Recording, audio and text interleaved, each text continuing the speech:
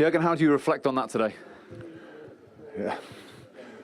First of all, it's I take the point now after the game rather positive, even if we had, of course, much more possession and all that stuff. That's clear, but it was very difficult for us, very intense time for us. So I saw everything from the boys, what I wanted to see apart from fluency and fun and joy and stuff like that, because it's hard work in a day like this and an opponent like Stoke. So I think Stoke was a little bit lucky in 1-2 situations, but it's like it is. We had to make the game, and we had to, and it was. We needed a little bit of time. Second half was then from a specific moment on was much more pressure and stuff like this. We had to make changes, and it's always a little bit of rhythm breaker. That's how it is. And then against an opponent like that, when in the final third, where pretty much everything is instinct and kind of a routine between the boys who usually play, you could see we missed a little bit of that and a little bit of that, and that's quite normal. So 0-0. I hope and think nobody seriously injured, so let's carry on. Having said that, 5 minutes in, we all saw Mo Salah is human, because if he scores that, you would think it'd be a completely different game.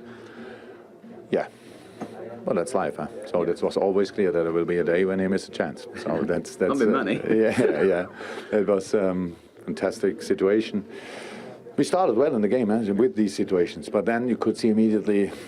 And then it was not that fluent anymore. We didn't prepare direction. We showed the boys in half time. They did not make too much pressure on our passing players, but then we had no offers in behind with the box. They were in the box constantly. They were like 20, 25 yards in front of the box, and then you can make these runs in behind. You have to chip the ball there, but we had no offers. So that's why we played ball from one position to the other, and came not in the in a situation we want to come. Then really massive problem. Trent, I'm not sure if it was a penalty or not, but on Trent in the first half, but he got a dead leg there around the hip, and I saw him limping a little bit. He could carry on, he did. What a good boy he is. But of course that's another thing. You see it immediately. He was brilliant in the first few minutes in that position. He enjoyed it obviously to play there. And then you have only 70% of Trent anymore, because he's not 100%. So that's all how it is. We have, how I said, we have to take that. And it the best manager I ever had, Wolfgang Frank, said always after games like this, it will be a very important point at the end, and that's how I take it. Could you have had a penalty at the end? I saw it. I didn't want to see it because I didn't want to talk about the ref again, but I saw it once. For me, it looked like a penalty, a clear one, to be honest. What was about Trent in the first half when we thought, could that be a penalty or not? Possibly as well. Well, he said possibly, not me. So,